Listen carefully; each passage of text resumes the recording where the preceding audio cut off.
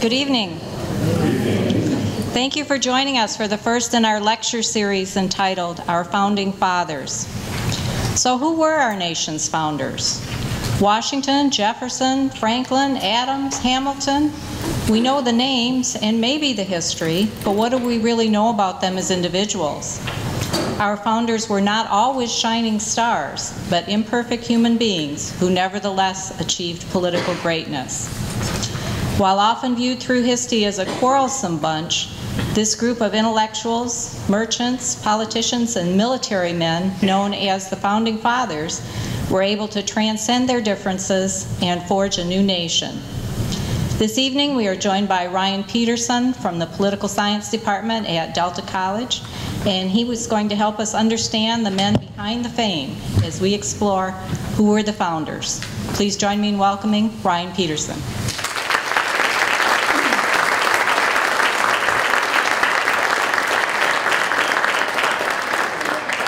Is this working? Yeah. Everybody hear me? Great, very good. Hi, thank you, Jan, for that wonderful introduction. Let me confess a couple of things right off the bat. I was going to joke that, so Jan pretty much covered what I wanted to say right there. I think we're done, we can go straight to the questions. No, I have to say that it's been a long time since I've done any sort of public speaking in front of an audience this large. So first of all, thank you all for coming. And I'll do my best not to sound too nervous up here. I used to, many years ago, teach in California, and I had sort of large lecture classes, so I did this kind of thing on a daily basis. At Delta, where I now teach, our class cap is typically 25 students, so that's the maximum audience I'm now accustomed to addressing. So bear with me as I readjust to this much larger size. The other thing that I wanted to say at the outset is that I was thinking today, I should also probably confess that I used 2 of my classes as guinea pigs earlier today and did a little dry run with some of my material just to see how it would go. In the first class I had far too much material. I didn't even make a dent in what I intended to cover, and that was in an hour and 25 minutes. So I thought, okay, we've got to cut some things out, we've got to pare down. So I did that. But it occurred to me as I was driving home that I have a pretty good handle on what college students know and don't know when coming into an introductory American government or introductory history course. I haven't talked to a general audience in such a long time, I'm really not sure what all of you know already and what you don't know. So I've done my best, and I hope that I'll be able to give you some new information, some things that maybe you didn't know already, or at least maybe to talk about some things that will require you to think about things you knew in a different way. So that's really my goal. But if it turns out that you know this already, again, my apologies. So our question for tonight is, who were the founders? Who were these people? And I think you can approach this question in a couple of different ways. You could take it very literally, and you could say, okay, who counts as a founder, right? Who counts? Who are we talking about? Give me the list of names. Jan gave us some of them, and I think everybody would include all of those people on that list. So, who is it that we're talking about? Are we talking about the delegates at the Constitutional Convention? I think most people would assume yes, right, that we would include that group. Well, what about the people who weren't there? If we're only looking at the delegates at the convention, that leaves out, among other people, Thomas Jefferson. I suspect most of us would want to include him on our list. So we'd have to back up and look at the signers of the Declaration of Independence. But what about the people who were in the Continental Congress who opposed independence, who didn't sign that document for one reason or another? What if we fast forward back to the Constitutional Convention? What about the people who didn't sign that document? Out of 55 delegates, only 39 actually end up signing the document that will ultimately become the Constitution. Now, most of those who don't sign because they're not there. So how do we decide if we count them or not? Some were supporters of the Constitution during the ratification debate. Some ended up being opponents. Do we count one side and not the other? What about the 3 delegates at the Constitutional Convention who are there until the end and refuse to sign the document? Right? Their vote on the Constitution is no. Do they count as founders? Right? During the ratification debate, the argument over whether or not to adopt the Constitution, the country is divided. You not only have supporters of the Constitution, the Federalists, you also have the Anti-Federalists. Do the Anti-Federalists count as founders? Should they be included in all of this? Now, this is actually not the question I want to talk about. I've spent all this time now outlining it. This is not going to be the focus of my talk. But I think it's an interesting question, or series of questions, and it's one that is not entirely academic. I think a lot of times, again, teaching at the college level, I have students who, the look on their face is sort of conveying the message to me, so what? Who cares, right? Why does this matter? This is not a purely academic question, right? This question of who were the founders.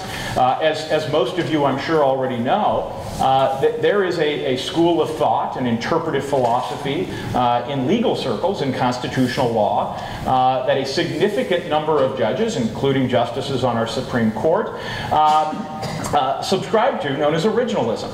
And originalism is based on the idea that we should interpret the Constitution, and indeed any laws, based on the intent of the people who made that law, right? Whatever made means, right? The people who wrote it, the people who voted in favor of it, the people who voted to ratify it, right? We should base our interpretation of those documents, ordinary law, statute law, as well as higher law, such as the Constitution, on the original intent of the founders of that law. Well, you can see that it becomes critically important to know who those founders are if that's what's going to guide how you interpret the Constitution as, say, a Supreme Court justice. So this is not just an academic question. This is a question that has very real-world practical implications for us all. But again, this is not actually what I want to talk about. Another way I think you could approach this question is, in some ways, the way that Jan framed it. Who were these people as individuals? Right? Who are the individual framers? If we can come to some kind of agreement on our answer to the first question of who we're talking about, well, then we could just sort of go down the list and we could talk about each one of those individuals. That's really not my area of expertise. I'm not a biographer. I would not put myself forward as an expert on any one of the founders as individuals. I often say that I know a very little about a lot. That's sort of the nature of my profession and the level at which I teach. Many of you, I am certain, if you pushed, could not only reach the limits of my knowledge of any individual framer. I imagine that in a self-selected audience such as this, many of you probably have a favorite founder. Am I right in that? Yeah. You've probably read biographies, you've watched documentaries on television, and again, in particular, if you focused in on one person who really just piques your interest, I have no doubt that you probably know more about that individual than I do. So that's not really my background. Indeed, I'm not even really, I'm not a natural-born historian. To use a little bit of constitutional, it was an attempt at constitutional humor, natural-born citizen. I'm not a natural-born historian, I'm a naturalized historian. And what I mean by that is that my initial training was as a political scientist. That's what I went to college intending to study, that's what I planned to teach, that's what my initial degrees were in. For me, my own study, my own academic coursework in history came mid-career. It was something that was sort of a part of the evolution of my own academic interests over time.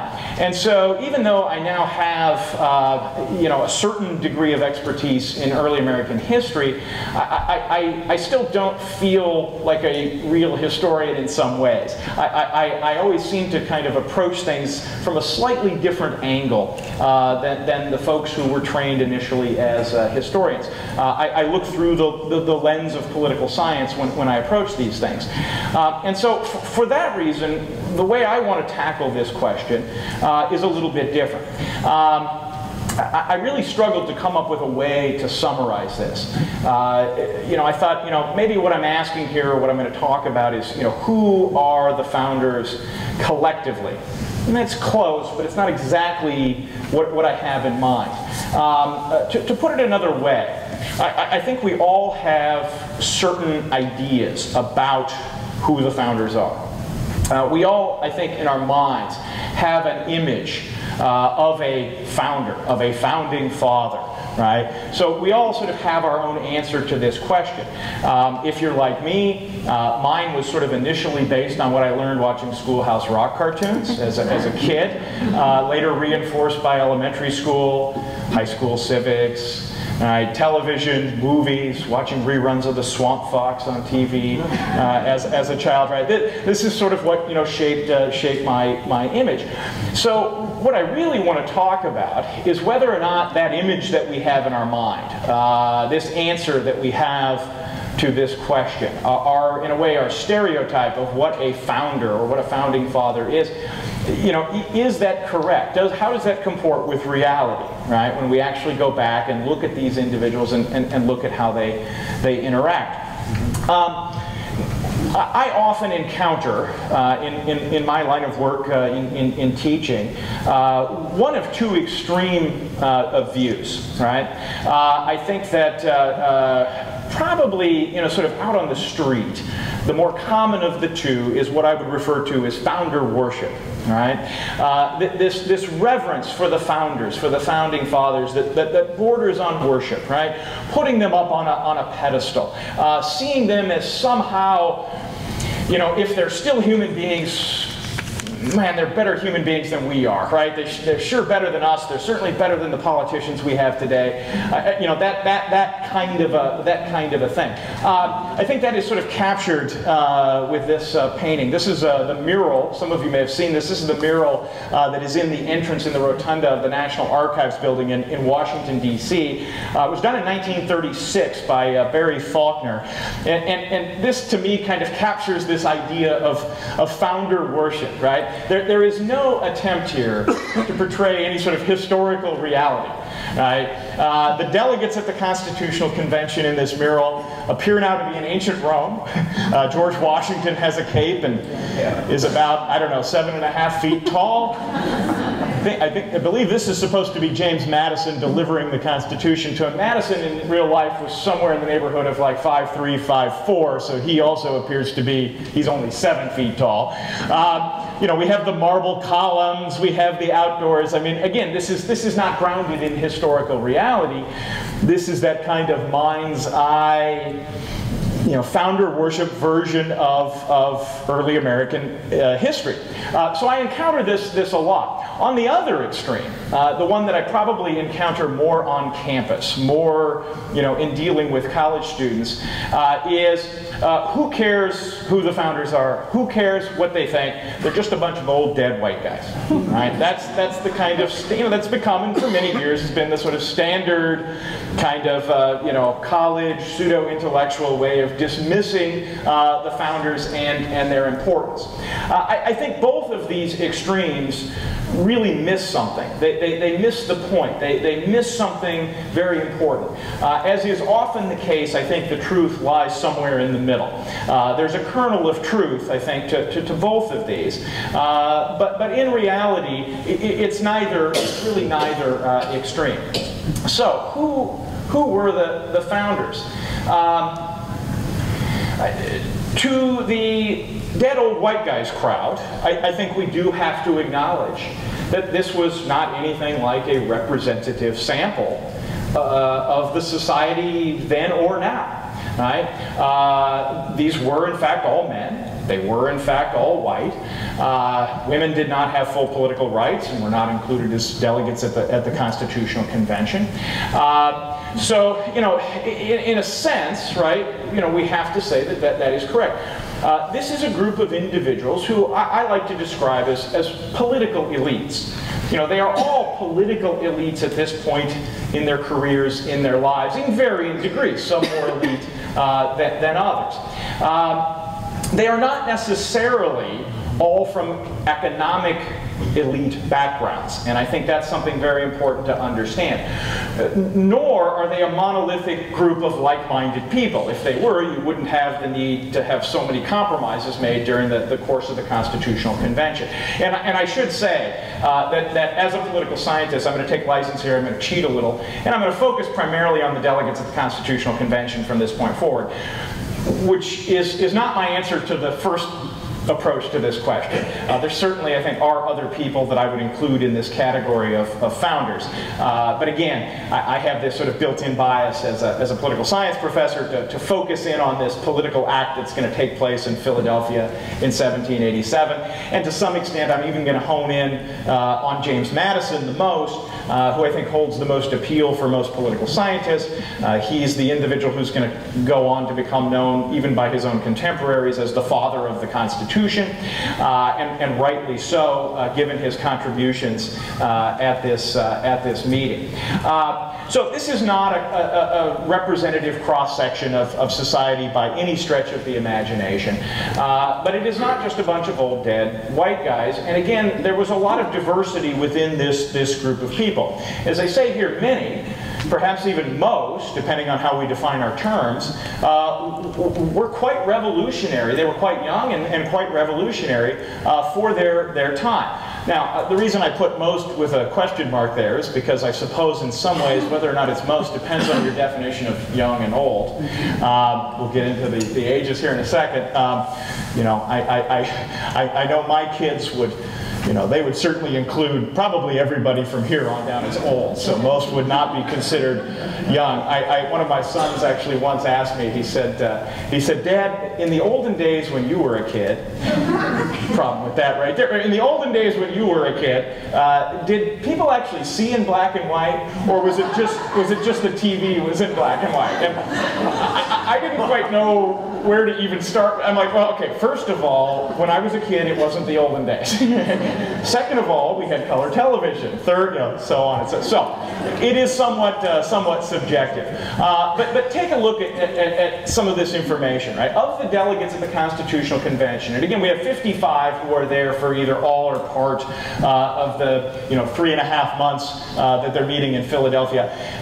This blows my students away. They really can't believe this first thing here. That 4 of them were actually in their 20s.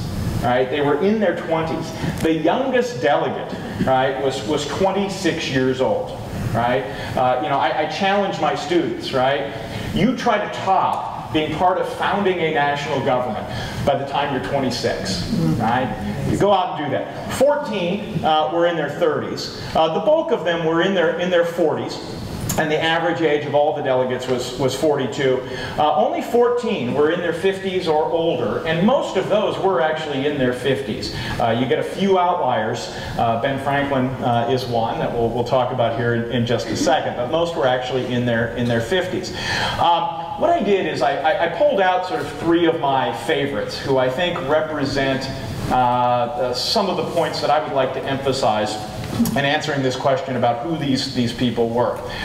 James Madison, again, who comes to be known as the father of the Constitution. He was 36 years old at the Constitutional Convention. 36 years old.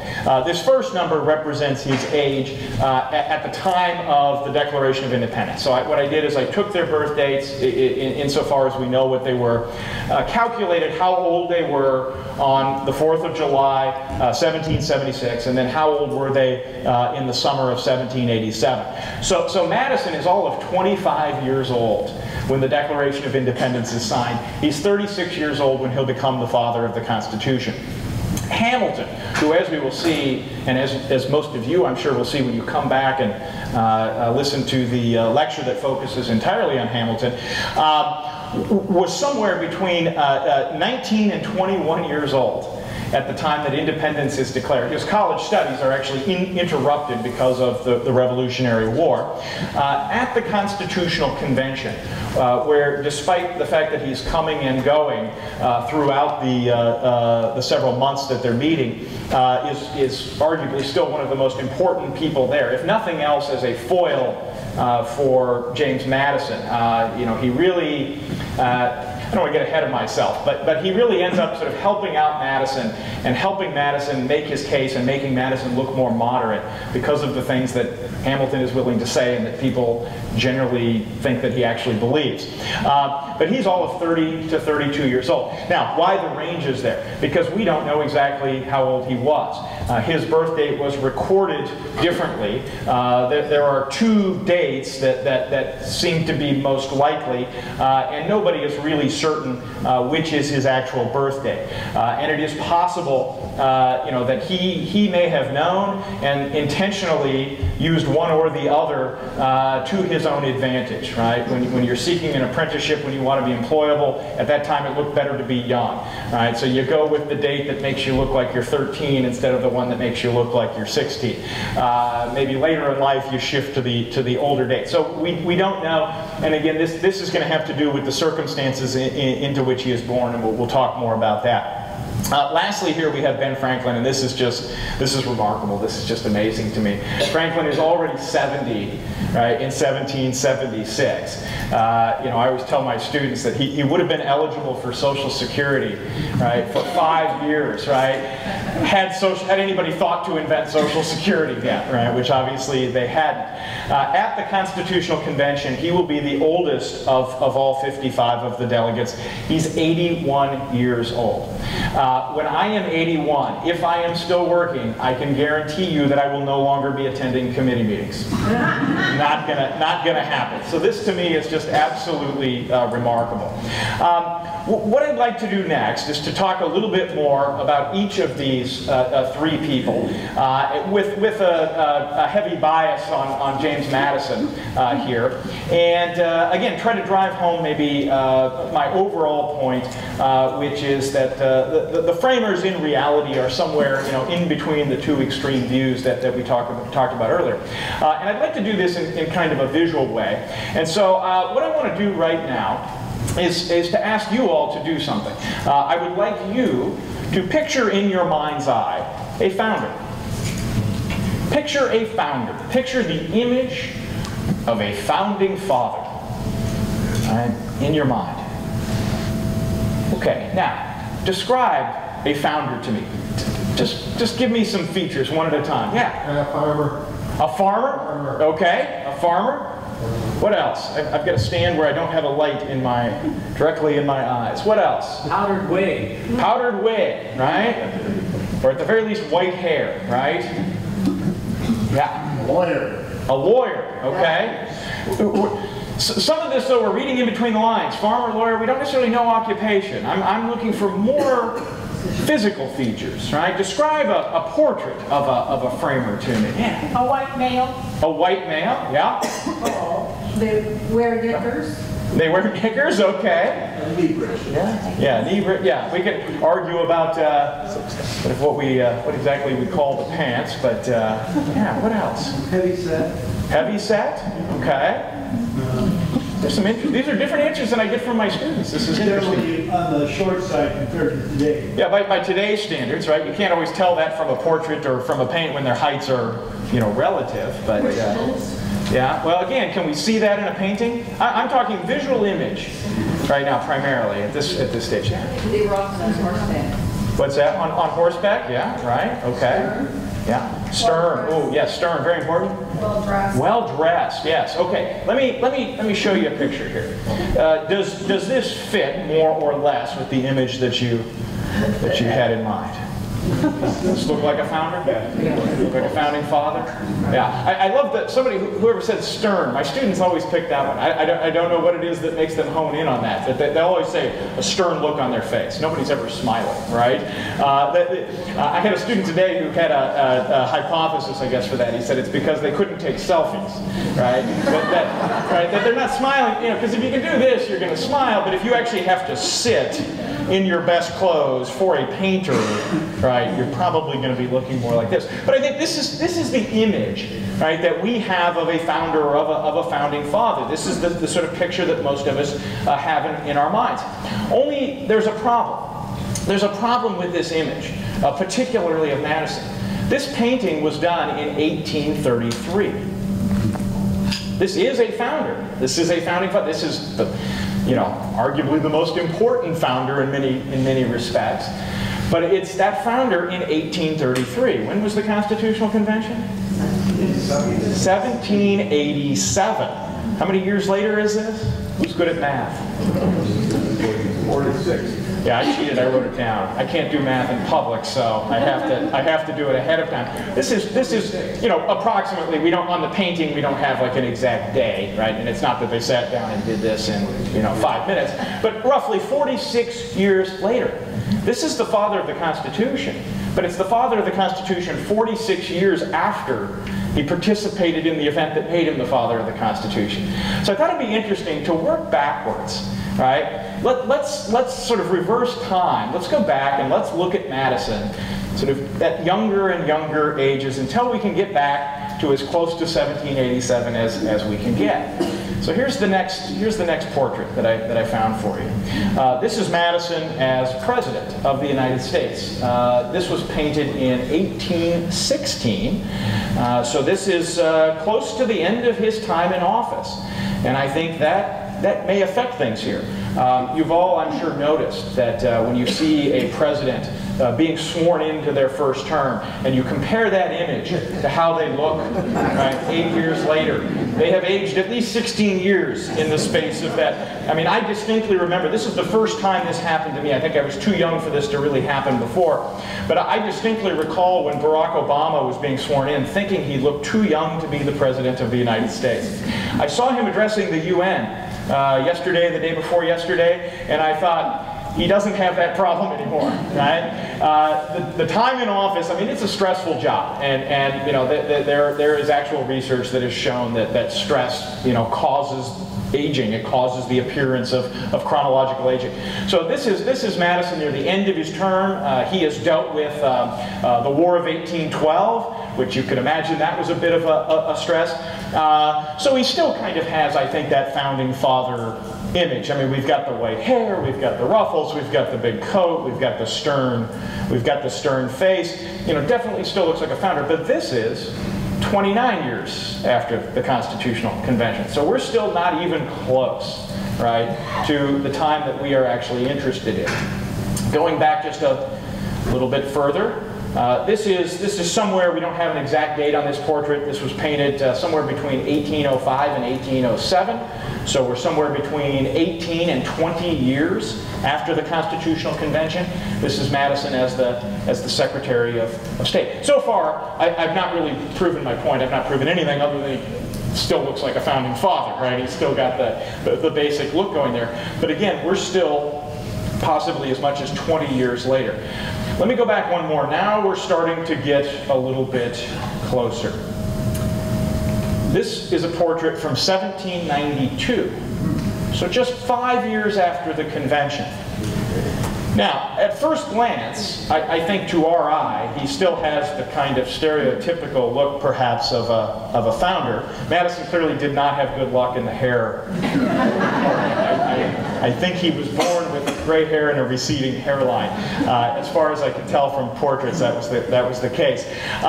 So, you know, he didn't have the good, you know, we've got the white hair, we've got the, you know, the clothing kind of gives it away. But the thing I ask my college students to do is to imagine him, which, you know, imagine him with a short haircut, wearing contemporary clothing. Look at his face, really focus in on his face. Right? Does this look like an old dead white guy? Does this look like the image of a founder? Is that the face of a founder, of a founding father?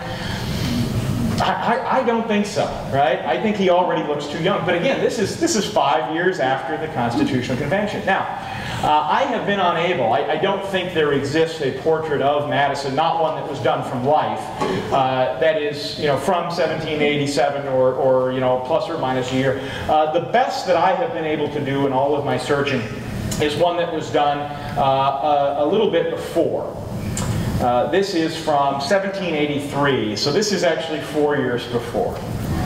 This is the father of the Constitution. He looks like a little boy, doesn't he? I mean, he's 32 years old in this portrait. He'll be 36 at the convention. Again, not really good luck in the hair department, but put a loon's cap on him and a t-shirt, right? Stick him in a class at Delta College, I would walk in and I wouldn't think, wow, that guy looks like one of the founding fathers. I would think, wow, is that kid old enough to be in college, right? That would be what I would sort of gather from that. So this is the father of the Constitution. Again, they're old and dead now, but they certainly weren't in 1787. These were young, dynamic people. In fact, Madison, who, as I'm sure most of you know, was the real author of what comes to be known as the Virginia Plan. He has written a rough draft of a new constitution before the convention even starts. Never mind that they weren't authorized to draft a new constitution. He was an overachiever. He's already done this. When he arrives at the convention, he is not the one, when they convene, he is not the one who actually introduces the Virginia Plan. This is actually done by Edmund Randolph, who is the leader of the delegation from Virginia. He's the governor of Virginia. And part of the reason, there are a couple reasons for this. One is that he is the head of this delegation. He is the governor of the state. He's also very well known to people from the other colonies, whereas Madison at this point in time is really not.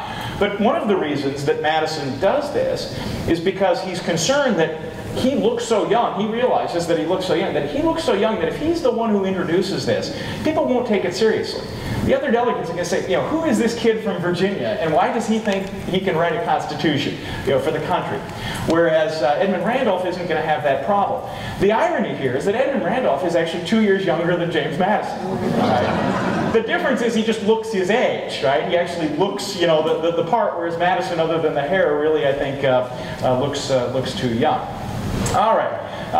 Moving forward, I just very briefly want to talk about the other two individuals that I identified, and this is, of course, Alexander Hamilton. Hamilton's story, which you'll be able to get more of if you come to the talk that's going to focus on Hamilton, is probably the most fascinating story of any of the founders, and I'm only just going to barely scratch the surface here.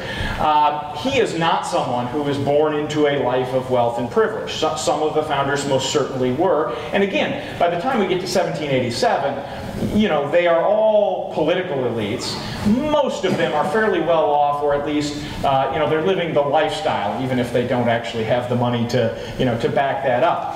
But Hamilton is born into poverty in the British West Indies, on the island of Nevis. He is born to a single mother. He's abandoned by his father.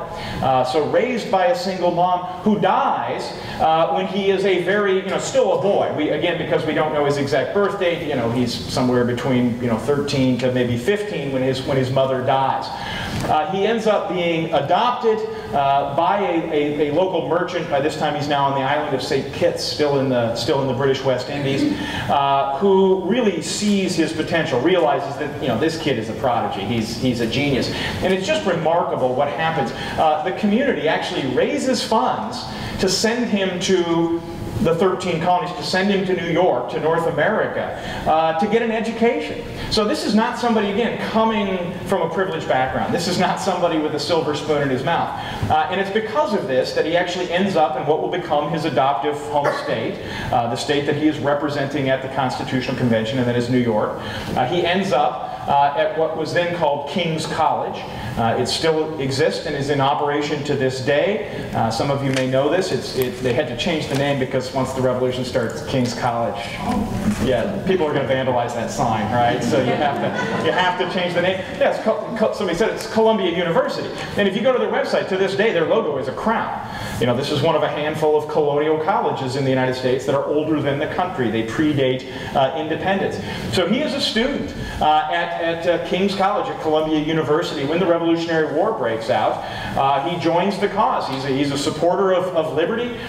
He joins the militia. Eventually he ends up in an artillery battery. He's elected captain. Comes to the attention of a guy you may have heard of by the name of George Washington. Ends up being promoted to major and serving on George Washington's staff for most of the duration of the war. This is another great challenge that I give to my students, right? I want you to top right? Having your first job out of college to be working for someone the equivalent of George Washington, right? Have that be your first gig out of college, your first full-time job. Hamilton was a remarkable individual.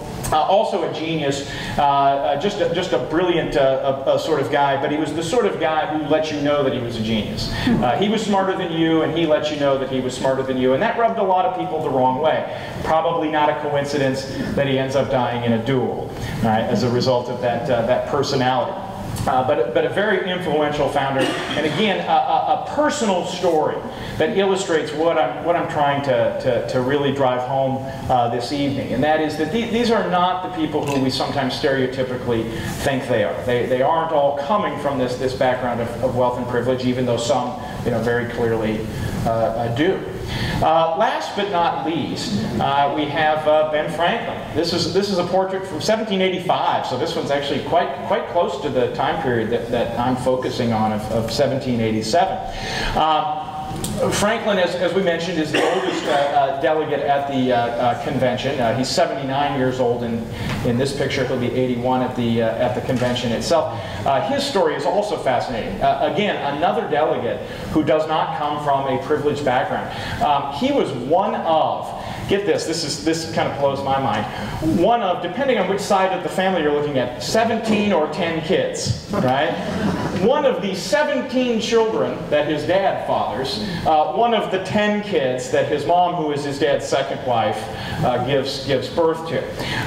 He leaves that family, he leaves Boston to make his own way. He was always something of a black sheep, I think, within the family. He left for Philadelphia at the age of 17 to make his own way in the world, and by 1787 will be the oldest delegate at the Constitutional Convention.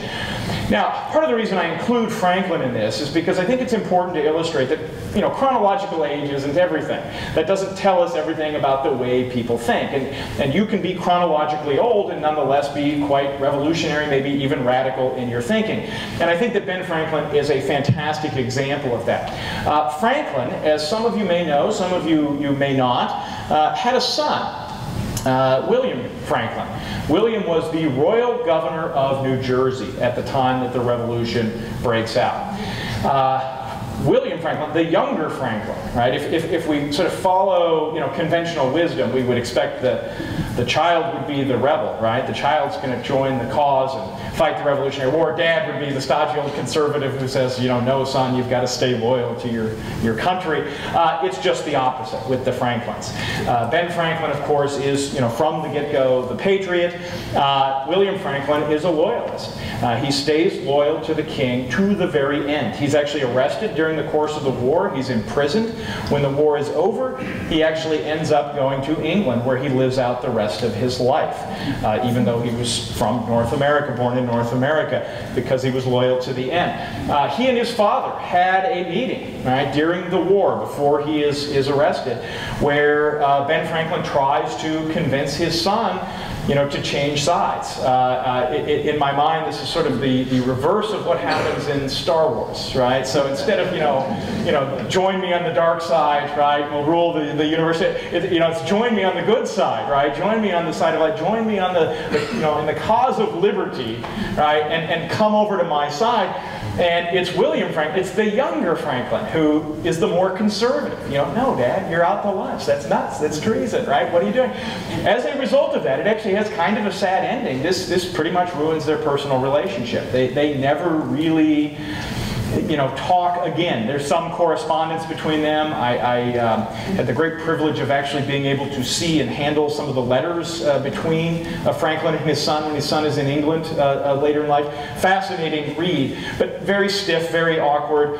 They did have one more face-to-face meeting when Franklin was in England, and the accounts of it were that it was pretty much business, right? It was let's talk about the inheritances and who's going to get what when Grandpa passes away, kind of a thing, and again, very sort of stiff and awkward. So, they were not able to agree to disagree. They were not really able to reconcile. So again, it goes to show you, if we go back to Ben, that chronological age and thinking necessarily don't necessarily go hand in hand. That's really all I have regarding the individual founders. In conclusion, I would say this. I think that there's a political science professor named John Roche, taught at most of his career at Tufts University. In 1961, he published an article in the American Political Science Review, and he was really kind of writing in counter to the academic discourse that had been trying to answer this earlier question, who were the founders, what were their motives? Going back to the historian Charles Beard, who argued that they were motivated primarily by their own economic self-interest. You get Robert Brown comes along and sort of provides the counter-argument that, no, these are people who risk their lives, their fortunes, sort of taking the more traditional view. It's sort of interesting. I think that academics tend to go the opposite direction of society, right? Whatever a majority of people are saying, academics will go in the other way. So Beard is writing in the early 1900s when founder worship is probably at its height, right? So he's taking the position now, these guys were just a bunch of selfish guys looking out for their own economic self-interest. Then you have Brown, who's writing in the 1960s, right? So we're entering sort of the age of protest, Vietnam War era. People are really starting to sort of turn against, these historical traditions. The old dead white guy thing sort of comes into vogue. So he takes the opposite position. Well, leave it to a political scientist, I think, to split the difference between two historians. So Roche said this, and I think this is kind of the more balanced view, and this kind of captures my own answer to these questions. He says, the Constitution was not an apotheosis of constitutionalism, a triumph of architectonic genius. It was a patchwork sewn together under the pressure of both time and events by a group of extremely talented democratic politicians. They refused to attempt the establishment of a strong centralized sovereignty for the excellent reason that the people would not accept it. They risked their political fortunes by opposing the established doctrines of state sovereignty because they were convinced that the existing system was leading to national impotence and probably foreign domination. For 2 years, they worked to get a convention established. For over 3 months in what must have seemed to the faithful participants an endless process of give and take, they reasoned, cajoled, threatened, and bargained amongst themselves. The result was the Constitution, which the people, in fact, by democratic processes, did accept, and a new and far better national government was established. In my own view, these were very talented, but nonetheless flawed human beings. They were politicians who were facing very pressing political problems. They certainly weren't demigods. They shouldn't, be put up on a pedestal painted in ancient Rome. But they also were not just a bunch of old dead white guys. So I think that's where I will stop. I believe we have a little bit of time for some questions and answers. Because of the television cameras and the absence of microphones for the audience, if you could keep the questions fairly short so that I can restate them, I think that will probably work out best. Yeah? Now, what do you think was the tone of the conversations that people had during the convention? Was it very argumentative, or did they have fist fights breaking out? What happened? Yeah, I am not aware of any actual physical fights at the convention itself. I think it varied. I mean, I think the answer is that it varied. Some issues were far more contentious than others. I think the issue of slavery probably came closer than any to leading potentially to a fist fight. But at least as far as the accounts we have, it comes up short of that. I think sometimes it was very, very divisive. I think that other times, there was a sort of, general consensus, or, if there was disagreement, it wasn't an issue that anybody on either side was willing to go to the mat for. So I think it varies, it varies a lot. It's hard to say for sure. I mean, all we have are, a handful of the delegates' notes on the proceedings of the convention, which, by the way, we're not supposed to have. They were supposed to destroy their records, but not keep these, precisely so we couldn't go back and sort of look at the deals and the compromises and the things that were made. Fortunately for us, though, several of the delegates did take notes. Several kept those notes in defiance of the sort of general order against doing so. Madison, again, it sort of all comes back to Madison, by far took the most complete notes. He saved them, did not release them during his lifetime, but of course, you know, when you pass away, people rifle through your stuff. And if you're James Madison, they're looking for things like this, and so they find, you know, Madison's notes on the Federal Convention as they're now known. I should also point out there was an experiment that was done where they actually, a group of historians, I believe they used their students as subjects, don't quote me on this, they actually took Madison's notes, and they, as a kind of test to see how complete they were, they had them read them like a play. So they assigned everybody a role. So you're Madison, you're Hamilton, you're right, and they go through and they read this, and you know they finish in like a matter of hours. Well, that can't be a complete record then, because we know they met for, you know, over 3 months. So if you can read the whole thing in a matter of hours, clearly Madison is, right, you know, condensing things down. You know, it's also when you read Madison's accounts of his own statements, I think this is always kind of very, you know, very interesting. You know, he has the time to sort of reflect and edit and, you know, well, Mr. Madison said this, and, you know, so, you know, did he really? Did he sound that eloquent? You know, who knows? So, yeah. I think it's important, at least one of the impressions I get, and it's the arguments about slavery and so on. Yes. Illustrate this. Yes. They did keep their eye on the prize. Yeah. And whatever compromises they had to make to establish a nation, yeah, that's what they did. Yeah. Yeah, and it is, I mean, I often describe, I often describe the Constitution as a document of compromise. I mean, that's really what it is. It is a series of, it is compromise after compromise after compromise. I might even take the time here to pull this up. I had included in my earlier, much longer version, I don't know how long because like I said, I barely made a dent in it. I had included some photographs of draft copies of the Constitution that I was able to take when I was down in Philadelphia. I was doing an NEH workshop on the American Revolution. And let me just let me pull up these slides. I'll show you visually, you know, exactly what you're talking about here. This happens to me in class all the time. Now I have to wait for my computer. Things are spinning. It's thinking. It might help me out. It might not.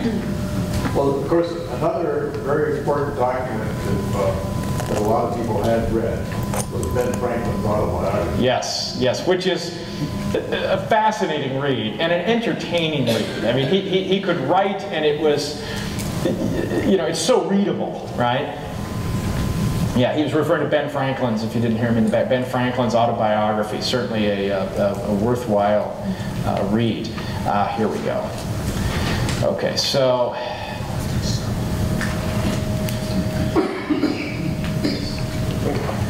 here we go. So these are some photographs that I was able to take while doing this workshop in Philadelphia. This is at the Library Company of Philadelphia, which was, I believe, the first lending library in the nation, also in part established by Ben Franklin. So Franklin comes back into play here again. I was given permission to look at these documents as well as to take these pictures. What you're looking at are the two printed rough drafts of what will become the United States Constitution. During the course of the convention, they start out, of course, they're just talking. They've got Madison's copy of the Virginia Plan. You get the counter from New Jersey, but primarily they're taking notes. They're writing this all down. When they get far enough, which turned out to be sometime around the 7th of August, they went to a local printer and they had a draft printed up, a printed draft produced just for the delegates in attendance. This was not produced to be a historical document. This was indeed, nobody outside the convention was ever supposed to see these. They should have really been destroyed, right, when they released the final version. So here you have the first printed rough draft of the Constitution. Right? This one happened to belong, these both actually belong to John Dickinson.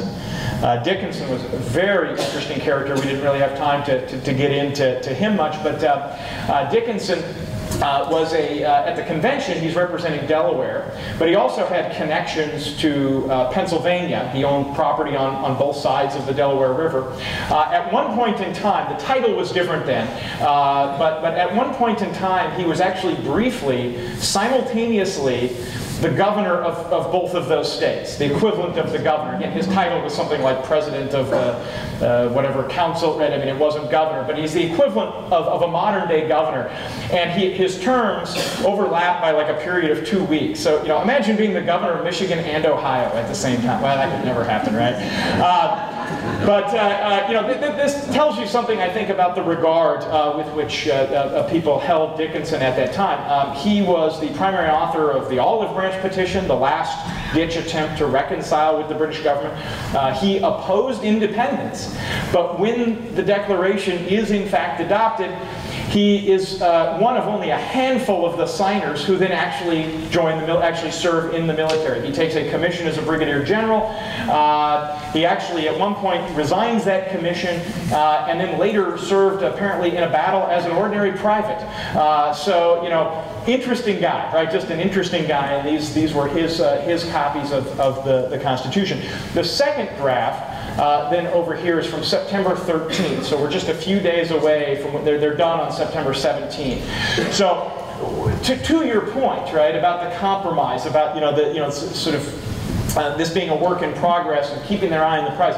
Look at all the handwritten changes here. I just love this, right? This shows you also, I think, that these are politicians trying to solve political problems. And I'll show you some close-ups of these, but you can see there's a lot of changes going on in this first draft. It's still pretty rough, right? And then we get over to here, and there's really, on the front page, there's just really two minor changes. We're just inserting a couple of words. This is my proof that I didn't just download these from I really was there. This was one of the highlights, I have to say, of my life, because I was actually allowed to hold, to touch. I was even left alone in a room, believe it or not, with these documents, and allowed to photograph them, to handle them. And these are not replicas. These are not reproductions. These are documents that were in the room in 1787 in the hands of one of the delegates. I have 3 other pictures like this. I'm holding each of my 3 children, right, in the same way. So I have 4 identical pictures with the same smile on my face. This is a close-up of the first page of that first draft. I think you'll all find this interesting. Look at the preamble. What's wrong? No United States. No United States. Right. My students always say, well, they're using F's instead of S's. Right? That's the first thing that they notice. Those are just long S's. It still sounds like an S. But yeah, what I'm driving at, what I'm looking for when I ask them that question is, right, it doesn't, in the present version, the version that's adopted, it's we the people of the United States. This is remarkable, right? Because you think about it, the problem with the Constitution's predecessor, the Articles of Confederation, is the states aren't really united. That people are thinking of themselves as citizens of their states. They're not thinking of themselves as citizens of the United States, right? And so it's interesting to me that even as late as, the 7th of August, 1787, I mean, we've recognized the problem. Shays' Rebellion has happened. We've got a constitutional convention going now. They're still thinking the same way. They still can't get out of this mindset. It's we, the people of the states, not of the United States, but of the states. And then they list them individually. New Hampshire, Massachusetts, Rhode Island, and Providence Plantations, Connecticut, New York. It goes on and on and on, right? This is the problem, right? Now, I think part of the reason that this gets changed is that there are some who indeed recognize that look, this is why we're here. This is the problem. We're not united. We're not thinking of ourselves as Americans. We're thinking of ourselves as Virginians, as New Yorkers. I also know that at least part of it is just pragmatic. Somebody recognized the fact that, probably after they work on the section that deals with how we're going to admit new territory as states, right? That, oh wait, we've got a problem back with our preamble. We've got to go back to the introduction here, because if we're going to be admitting new states, we're going to have to amend the Constitution every time we admit a new state. And today this list would be 50 states long, right? That makes for an awfully wordy preamble. So I think part of it was just practical, just pragmatic there. But I love this too, that Article 1 in this draft says, the style of this government shall be, quote, the United States of America. Our title, we're going to call ourselves the United States of America, but we've just proven that we aren't. Right? Here are some close-ups. This one, I was looking at nothing in particular. I just wanted people to be able to see the way that this is a working document. I mean, this looks no different than a Delta College policy, right, that is being debated by the academic senate, right, that I would have in my folder at school, right? I mean, it's a working document, right? Here's this policy we're going through. Whenever somebody proposes an addition or a change, Dickinson writes that in. If it passes, if a majority of the delegates vote in favor, he leaves it. If they vote no, he draws a line through it. So he's keeping track of the changes himself. We also have, I should point out, George Washington's copy of these drafts. These are in Philadelphia, again, at the Library Company. George Washington's are in the National Archives in Washington, D.C., so those survived as well. Here's one. It was a one-word change that I would argue had very, very serious implications for us today. In Article 1, in the section granting Congress its powers, one of those powers was the power to make war. And they changed that. They crossed out the word make and they replaced it with declare. Right? Now, I think it's fairly clear what the framers were driving at was, the war-making power to involve both branches, legislative and executive, and to really be a two-step process. The legislature, which is the closer to the people, would decide when and where and with whom we go to war. They make the decision of whether or not we go to war. If the decision is yes, we're going to war, it's like a relay race. They take the baton, they hand it to the president. The president takes it, and as commander-in-chief under Article 2, the president decides how we fight the war, makes the strategic and the tactical decisions. We don't want Congress poring over maps in the House chamber and voting on when D-Day will be. That's more appropriately handled by the executive. The reason for this change is that they were concerned that the word make was too broad. Right? That if you give Congress the power to make war, later on, future generations, Congress is going to assert the authority to go over the maps and vote on when D-Day is, right? They're going to say, no, we make war, we make those decisions. They're going to interfere in what should rightly be the executive function, right, under the war-making power. One could argue that they ended up sort of erring too far the other direction. They picked a term that is perhaps too narrow and too legalistic. And I'm not, we don't have time tonight to get into whether this is good, bad, necessary, or not. But I think that you see evidence of this in the fact that the United States has not declared war since World War II. Right? That was the last time Congress actually declared war.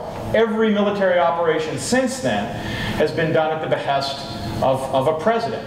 Sometimes with, sometimes without approval under the later War Powers Act.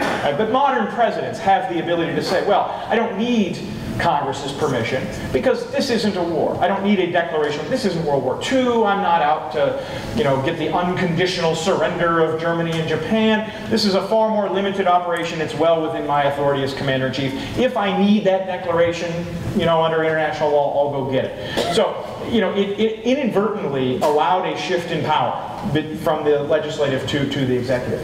I've been talking too much. Yeah. Could you expound on Franklin's response to Mrs. Powell's question? That I cannot, no. He asked whether I could respond to Franklin's response to Mrs. Powell's question. Would you care to elaborate on that? Well, when they came out of the hall, Mrs. Powell asked him, what did you give us? Yes. A republic if you could keep it. Yes, now I know. That's what you're referring to, yes? Yes. Yes, I was not familiar. For a moment there, I didn't know what you're talking about because of the specific last name. Yes, a republic if you can keep it. That's actually the root of the title of the textbook that I use in my American government classes. It's called Keeping the Republic. And they actually tell that little story in the introduction, and I I actually share that with my students.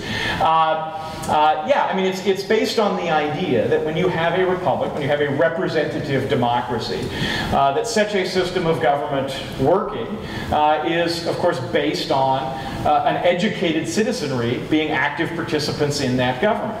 And of course, one could question whether or not we have lived up to that challenge today.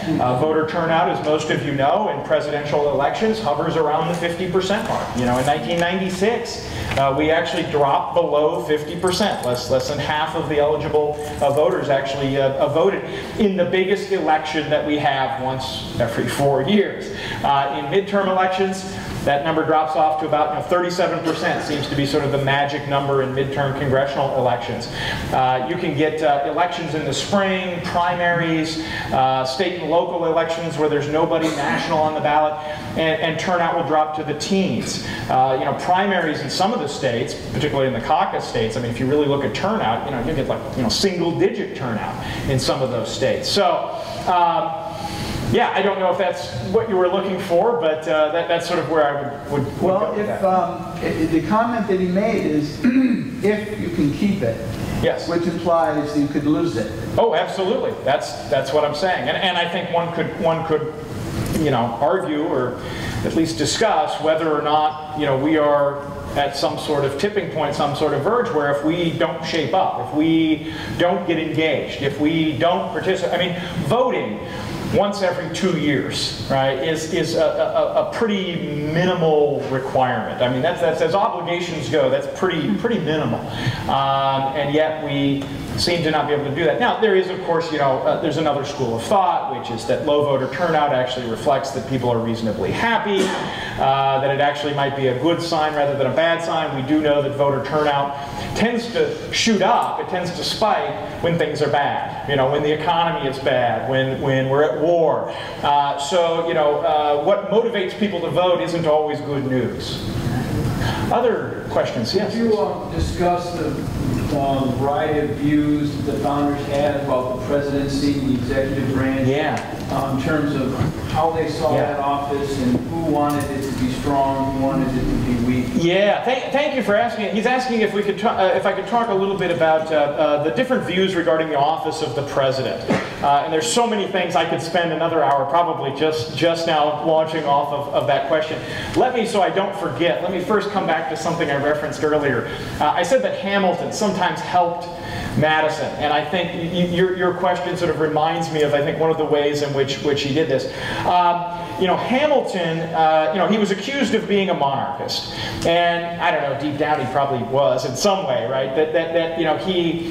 He admired the British political system as much or more than any of the delegates at the Constitutional Convention, and he was generally the one who was advocating. He was the most forceful, persuasive advocate, I think, of a vigorous national government, to use their terminology, and a strong chief executive. That would have been something that he wanted.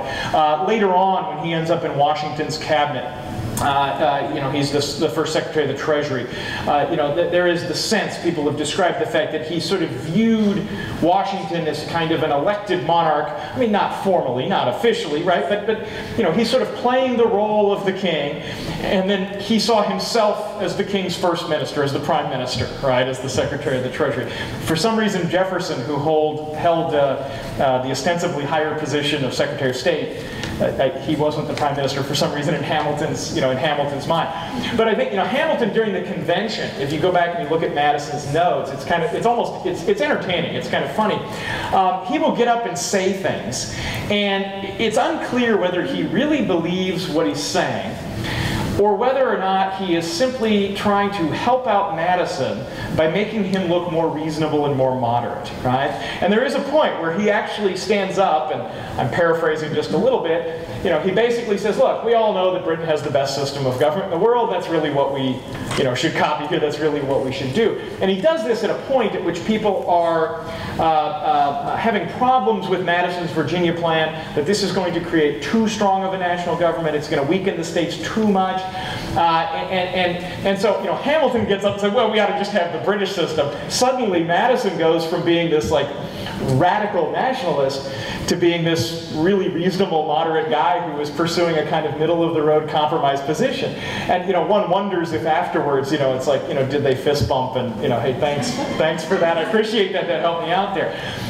But yeah, so, you know, you have that. You have very different views on everything, really, at the convention, and that's an important thing too. That even though, again, this is you know, an unrepresentative group of political elites in many ways, that didn't mean they were all of like mind by any stretch of the imagination, nor that they shared all the same interest or represented them.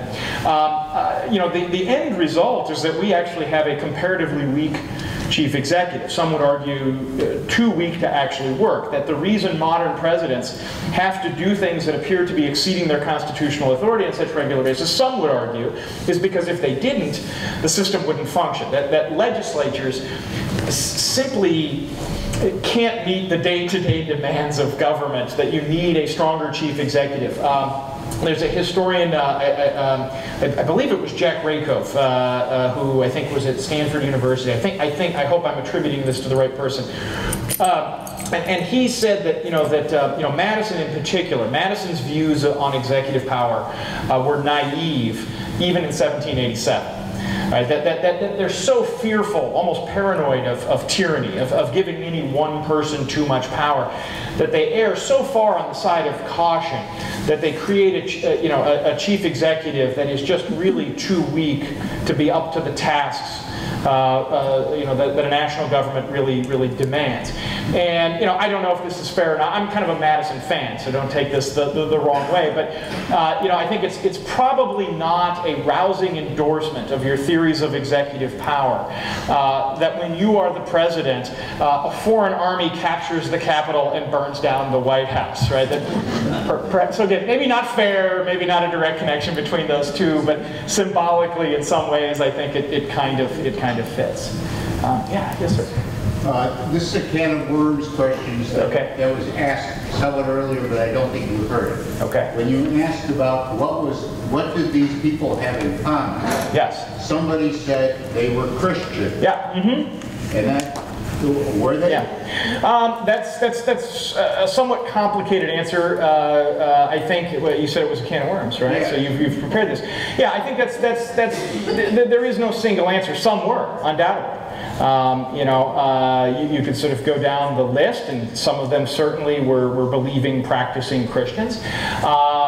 Some were not. I mean, again, Madison didn't really talk a lot about his religious beliefs. You know, the consensus is that he kind of falls into that deist camp with Jefferson. You know, he was sort of a protege of Jefferson's. And that, you know, he believes in a creator, believes that creator can be discovered through scientific reason rather than, you know, revelation. But he doesn't really talk about it. And when he does, I mean, the one that comes to mind immediately is when he expresses regret at you know, invoking God when he takes the oath of office. When he's sworn in as the 4th president of the United States, because he sort of believes in that separation as Jefferson does, and he thinks that he kind of blurred the lines there a little bit. You know, so yeah, I think what you're going to find if you sort of drill down and went through each of the founders, and again, we'd have to expand the circle beyond just the 55 people I've really kind of focused on tonight. You know, you are going to find a wide range of religious beliefs. You know, different denominations within Christianity, to sort of more generalized deism, you know, I don't know that anybody would admit to atheism at that time, but, you know, the full range, I really think. Is it true, I've heard in other classes, is it true that they did pray every day before they... Yeah, I believe they did, yeah, yes, that they did open with a prayer, yes. Other questions? That Congress still does to this day. In the very back. Maybe are we running low on time? So maybe this will be the last question. I'm way back.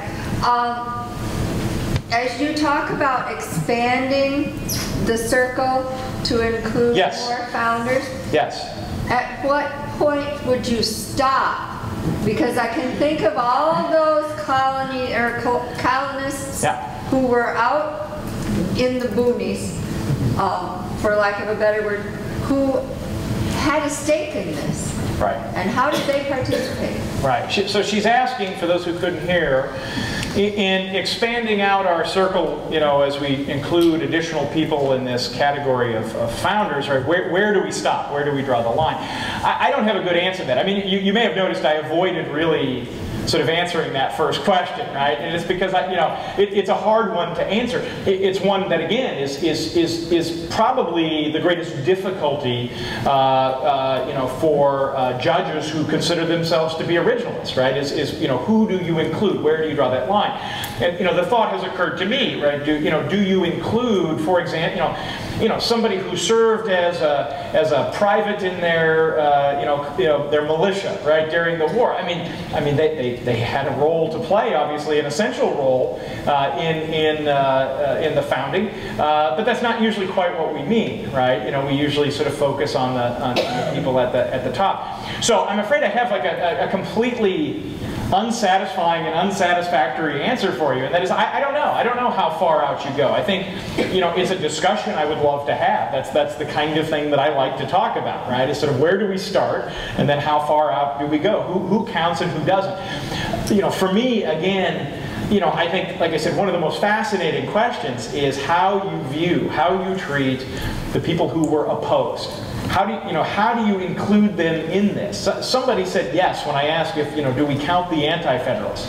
Do we count the 3 people at the convention who are there to the very end and then don't sign the final document because they don't agree with it? Do we count the John Dickinsons who, are opposed to independence but fight in the war?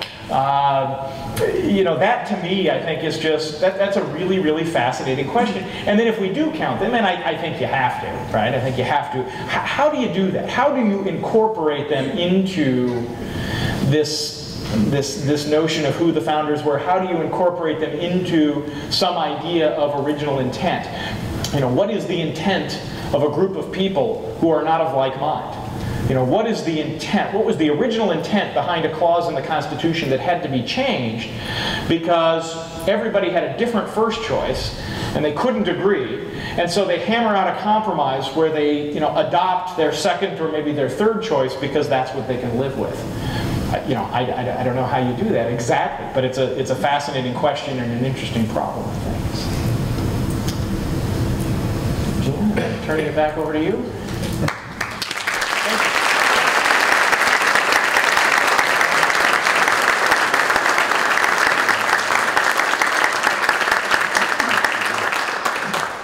We want to thank you all for joining us this evening, and in 2 weeks, on October the 6th, please join us again, and we will explore Thomas Jefferson with Greg Havlicek from the University of Michigan Flint. So we'll see you then.